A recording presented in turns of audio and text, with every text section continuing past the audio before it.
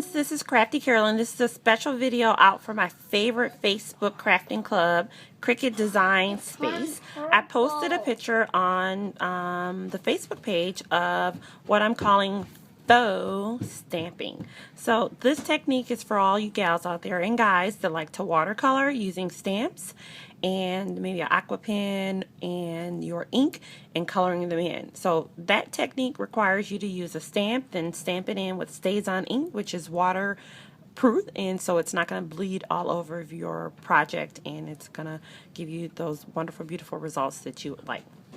So I'm in Design Space, and I want to tell you that I do have two guests with me, my son and daughter, so I hope that they will, you know, add some value to. He has a water pen, honey. We're videotaping this. I put some more water. Oh, okay. Continue on. Okay, so I'm in Design Space. Let me just talk to you very briefly about how I did this. It did take me about 10 minutes to set it up the way that I liked it. So I searched in the image gallery for hot air balloons, and I selected this hot air balloon.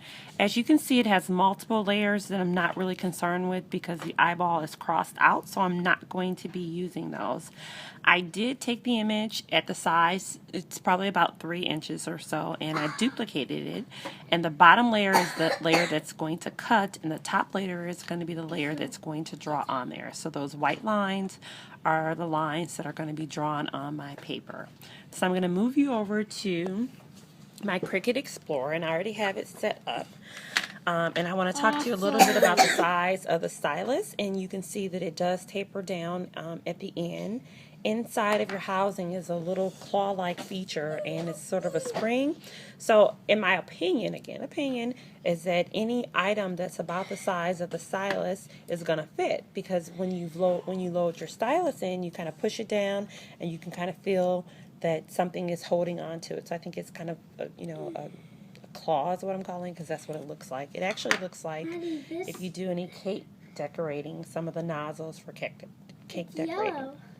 So I want to caution you about a couple of things, is that when I have loaded this and I've cut a couple of different images out, and I'll show you my children busily watercoloring and destroying my ink. It's absolutely cute.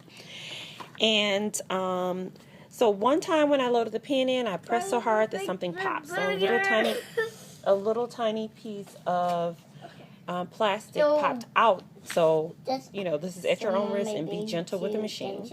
Also, I have loaded the pen, and I pushed it down too far, and then it kind of dragged over on the paper. So there is kind of an art to it. You'll just have to play around with it if you try it. And I'll show you this piece. See how that pen mark dragged across on it? So it's like trying to find the right balance. So you might want to practice on some scrap paper to make sure that you like the results before you use the watercolor paper, because to me it's kind of expensive, especially if you're ordering it from Stampin' Up or place like nothing against Stampin' Up. I love their products, but again, so here are the Jelly Roll pens. They come in a pack of 5. Yeah, like blue. And as you can see on the back, they are waterproof. Yeah, blue. Oh my gosh. And that is why I have chosen them for the project. So I am going to, it's all set up. And I'm going to press go on my Cricut Explorer so that you can see how it cuts and draws this really cute image. Maddie, don't draw on your hand. Sorry, my daughter is watercoloring her hand.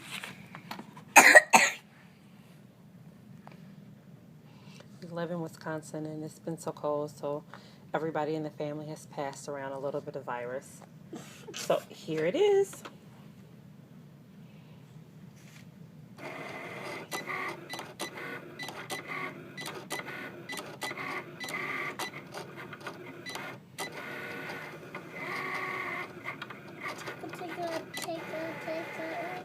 Right on my nail.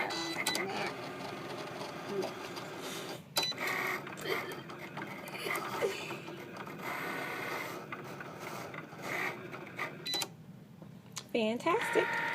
And so, as you can see, it cuts and it drew, and this is waterproof.